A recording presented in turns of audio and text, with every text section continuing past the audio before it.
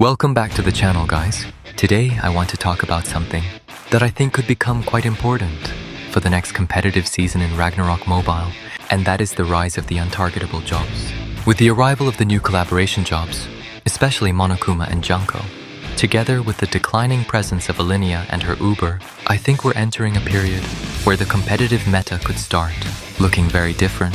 I think this is quite exciting because for a long time, a lot of the competitive discussion has been revolving around which DPS has the biggest damage, which job has the strongest burst, and which character can survive the longest against the current meta. But now we're starting to see something different.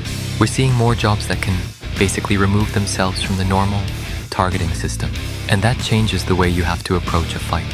Monokuma is probably one of the easiest examples to see. This job can engage from a very long distance, use its skills to pressure the enemy, create disruption, and use elusive to become extremely difficult to target, while also gaining increased range and faster skill rotation. So instead of simply walking into the enemy formation and trying to burst someone down, Monokuma can sit further away and continuously create pressure. You can snipe from the back. You can throw your skills into the enemy formation. You can create a taunt area. And at the same time, you have defensive mechanics that make it difficult for the opponent to simply lock you down. That's a very different style of gameplay, and I think we're going to see more of this. Junko also brings another type of defensive and untargetable gameplay into the competition. And then we have Elf. Elf has the ability to create pressure with its black hole and also provide camouflage-based protection for allies, and that is a very important difference. Then we have Nameless.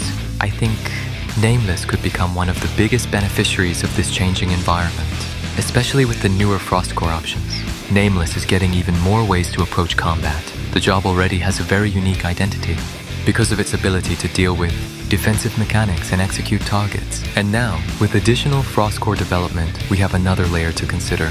So when you put Monokuma, Junko, Elf and Nameless into the same competitive environment, I think we're going to see a much more complicated battlefield. The old formula of DPS goes in, DPS kills, support protects might not be enough anymore. Because now the enemy can disappear from targeting. They can camouflage, they can reposition, they can attack from outside normal engagement range, and they can force you to waste skills trying to target something that isn't actually targetable. That, for me, is what makes the next MP season interesting. And I think this is where one particular card becomes extremely important. The card that I want to suggest is the Insight card. Back then, Insight was one of the cards that could help deal with the camouflage problem. But because Elinia was so dominant at that time, and because her damage was just ridiculous, Elf eventually became much less relevant in the competitive meta, so the demand for Insight also wasn't as crazy anymore. But now, I think we're going back into a situation where Insight can become important again. And this time, it's not only because of Elf. We have Monokuma, we have Junko, we have Nameless. We might see even more jobs using this kind of untargetable or camouflage mechanic in the future. So having Insight in your collection gives you another option when you meet these kinds of teams. For example, if you're fighting a normal DPS team, you can just use your normal PvP damage card or your strip setup. But if suddenly you see Monokuma, Elf, or another job that relies heavily on being untargetable, then you can switch to Insight and try to deal with that mechanic first. And I think this is especially important for support players. You don't necessarily need to be the person killing the enemy. Sometimes your job is just to make the enemy DPS vulnerable enough for your own DPS to kill them. So if Insight can help you counter or disable these mechanics, then it can be useful for the whole team. And the good thing is, I don't think you are wasting your investment by getting this card. It can also work as part of your PvP setup. So it's not like you're buying a card that only works against one very specific job. That's why I'm saying this now. You still have more than a month before MP. So if you don't have Insight yet, I would start preparing for it. Don't wait until MP starts and suddenly everybody realizes, hey, we need Insight! Because by that time, it might become much harder and more expensive to get. For me, this is one of those cards that I would rather prepare early and just keep it in my collection. Maybe you don't use it every single match. That's fine. But when you meet the right opponent, you're going to be very happy that you have it. I think this is what makes the next MP interesting.